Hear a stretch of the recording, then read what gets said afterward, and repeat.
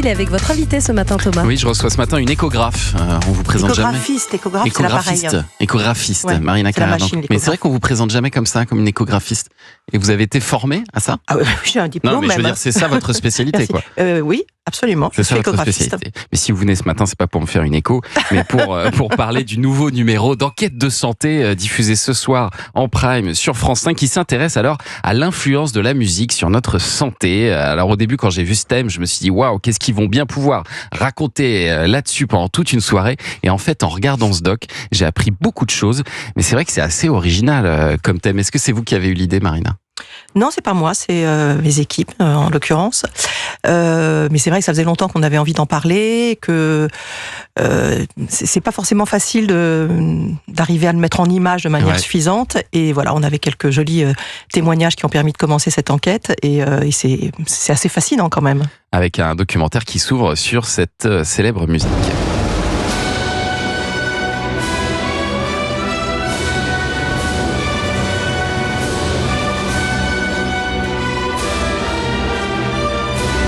Signe de Tchekhov. Et alors c'est assez émouvant parce qu'on voit qu'une ancienne ballerine atteinte d'Alzheimer retrouve d'un coup les gestes de danse qu'elle avait en écoutant cette musique seulement. C'est ce qu'on a vu passer ça sur les réseaux il y a quelques années. Et c'est vrai que c'est une des images les plus fascinantes que j'ai jamais vues parce qu'elle retrouve mais exactement la grâce qu'elle avait. Donc on est très figé dans la maladie d'Alzheimer quand même. Tout revient, on le voit à son visage, mais on le voit surtout à ses mouvements. Et elle retrouve un port de ballerine. C'est inimaginable et le rythme qui va avec. Et effectivement, c'est une des rares choses qui ne part pas avec la maladie, la musique, les chansons. Et d'ailleurs, c'est très utilisé pour les patients qui ont une maladie d'Alzheimer parce que c'est quelque chose qui reste ancré et qui peut ressortir à la différence de beaucoup de souvenirs. Mais cette image-là, elle est totalement fascinante. On le voit aussi avec un jeune réunionnais à la guitare qui joue comme ça des airs pour sa grand-mère et qui, c'est la seule chose qui lui reste à sa grand-mère finalement, c'est cette mémoire de la musique. Oui, on cherche à comprendre pourquoi, mais en fait, c'est parce que ça se loge à différents endroits de notre cerveau, la musique, parce qu'il y a les souvenirs des moments où ça nous a fait vibrer, il y a le rythme, il y a le son, il y a les paroles, il y a beaucoup de choses différentes qui s'ancrent dans différentes zones de notre cerveau et qui effectivement, peut-être pour cette raison, arrivent à ressortir. Donc la musique peut servir à stimuler notre mémoire, elle peut aider aussi à réduire la douleur, elle est parfois utilisée en salle d'opération, c'est ce que nous racontait Jean-Luc tout à l'heure, c'est très sérieux ça. De plus en plus au bloc opératoire, en fait, alors là, en l'occurrence, c'est une femme qui est gynéco-obstétricienne et chirurgienne, Aïcha, qui chante très très bien. Et qui avait fait ça la première fois pour calmer une de ses patientes qui était vraiment trop angoissée. Comme elle est chanteuse, elle chantait et elle s'est rendue compte à quel point ça avait été efficace. Mais ça fait longtemps qu'on utilise ça au bloc opératoire. Alors, je pense que ça apaise aussi les soignants. C'est pas dit dans le doc, on en parlera ce soir. Mais en tout cas, c'est prouvé effectivement que ça apaise les patients et notamment qu'ils ont moins besoin d'antidouleurs après au réveil. Donc c'est effectivement un effet très bénéfique.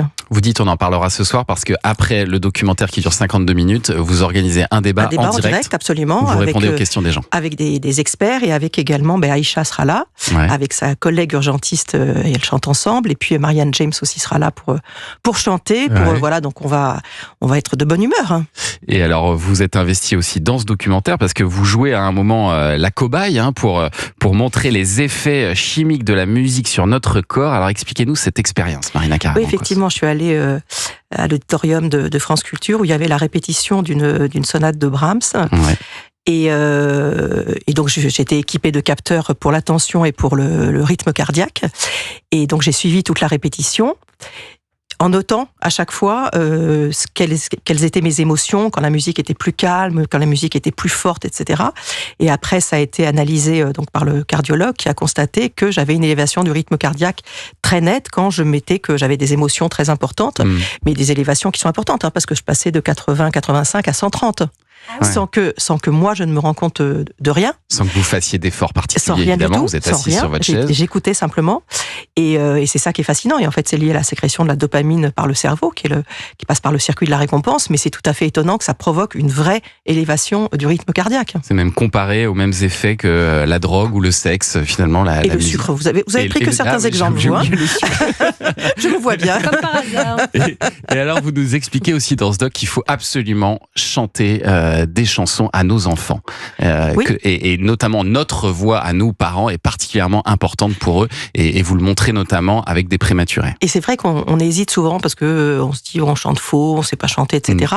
ça n'a aucune importance. Effectivement, les enfants sont heureusement tolérants avec leurs parents, donc ils supportent ça tout à fait. Et effectivement, chez les prématurés, ça permet de leur faire des examens qui peuvent être effectivement douloureux, même si on leur donne des antalgiques, ça les apaise de manière vraiment très importante. Dans les services de néonatologie, maintenant, il y a très souvent effectivement des formations pour les soignants.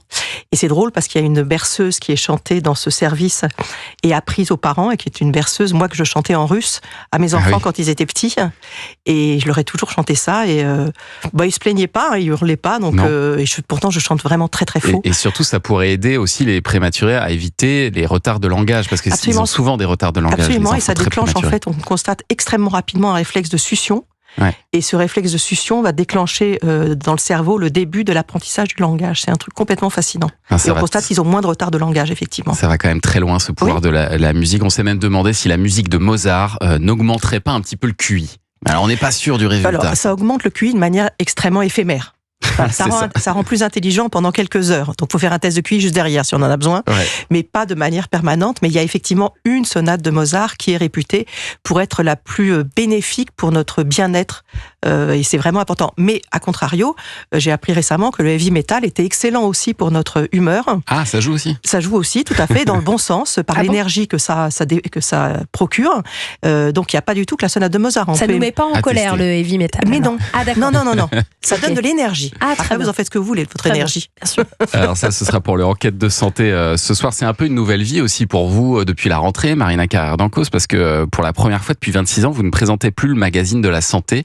Ça vous manque pas, ce quotidien, justement? Alors, je me posais la question à la fin de l'année dernière, honnêtement, si ça allait me manquer ou pas, si j'allais regarder, Et en fait, j'ai eu l'énorme chance qu'Émilie de Jong et Florian Delorme de France Culture viennent me chercher pour faire une émission hebdomadaire.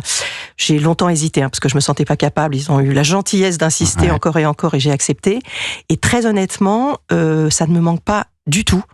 J'ai pas regardé, je vous le dis honnêtement, j'ai pas regardé l'émission. Non, parce que c'est une page. Votre remplaçant. Mais non, parce que c'est une page qui est derrière moi. J'ai pas envie de nostalgie. J'ai pas envie de me dire est-ce que ça me manque, est-ce que j'aurais envie d'y être, etc. Non, c'est une page qui est tournée. Je suis passionnée par ce que je fais aujourd'hui. J'ai jamais autant travaillé de ma vie. J'apprends tous les jours. Je me régale humainement, intellectuellement. C'est une nouvelle vie. Puis ça vous laisse plus de temps pour écrire aussi, ce que vous vouliez. Exactement. J'ai plus de temps pour écrire. J'ai plus de temps pour moi, parce que j'ai pas la contrainte qui a l'air quand même complètement capricieuse, mais du coiffeur, du maquilleur tous les jours, parce que c'est une contrainte qui existe et qui est chronophage. Donc c'est une vraie liberté, une vraie nouvelle vie. Et on sait que cette émission de Magazine de la Santé a failli s'arrêter à la rentrée, que vous avez fait un certain lobbying avec Michel Simès. Michel, absolument. On a fait un vrai lobbying et on a obtenu que l'émission continue. Et ça, très honnêtement, j'en suis extrêmement heureuse. Pour combien de temps? On le sait ou pas encore ça? Est-ce qu'elle est encore en sursis? A priori, je pense au moins pour 2 ans. Enfin, je l'espère. D'accord. Je crois que les audiences sont bonnes, donc il n'y a pas de raison maintenant que ça s'arrête. Je crois que l'émission plaît tout à fait aux téléspectateurs. Donc, a priori, j'espère que ça continuera. Mais c'est du vrai service public. Et puis, pour notre équipe qui est absolument formidable, j'espère vraiment que ça continuera. Et c'est la même équipe donc qui travaille aussi sur les enquêtes de santé. Absolument. Quand la musique est bonne pour notre santé. Et je précise que le documentaire est de Céline Bittner. Absolument, on la salue. C'est ce soir à 21h05 sur France 5. Restez avec nous, Marina Carrère-Dancos, pour commenter l'actu des médias dans un instant.